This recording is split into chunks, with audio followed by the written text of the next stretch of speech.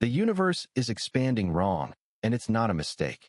Two of the most powerful telescopes ever built are telling us the exact same thing, and that's the problem.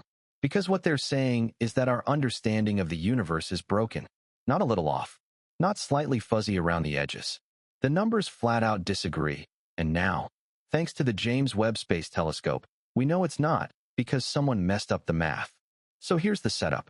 Astronomers have two ways to figure out how fast the universe is expanding. The first method looks backward, way backward, to the cosmic microwave background, the faint afterglow of the Big Bang itself. Using data from the European Space Agency's Planck satellite, scientists plug those ancient observations into our best model of the cosmos and calculate what today's expansion rate should be.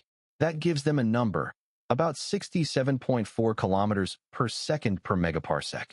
The second method skips the time machine approach and just measures expansion directly, right now, in the modern universe. Astronomers do this using what they call standard candles, objects in space whose true brightness is already known. If you know how bright something actually is, and you can see how bright it appears from Earth, you can figure out how far away it is. It's like seeing a lighthouse in the fog. You know how powerful the beam is, so the dimmer it looks, the farther away you must be. Two types of standard candles matter here. First, Cepheid variable stars. These are pulsating stars whose flicker rate tells you their true luminosity. Second, Type 1a supernovae.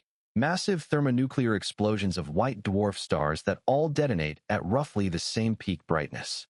Using these cosmic mile markers, a team led by Nobel laureate Adam Riess at Johns Hopkins University arrived at a very different expansion rate, about 73 kilometers per second per megaparsec.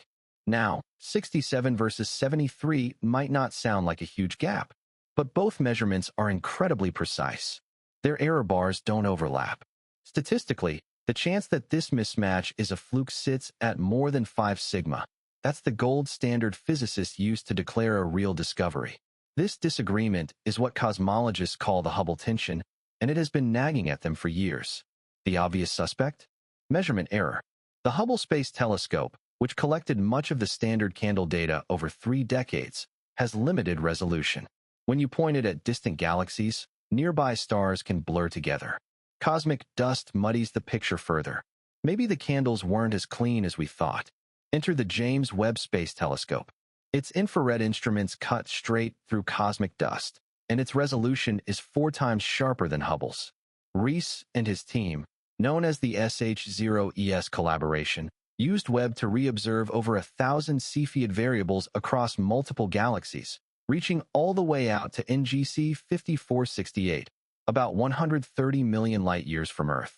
That covers the full distance range Hubble had already measured. The result? Webb confirmed Hubble's numbers were accurate all along.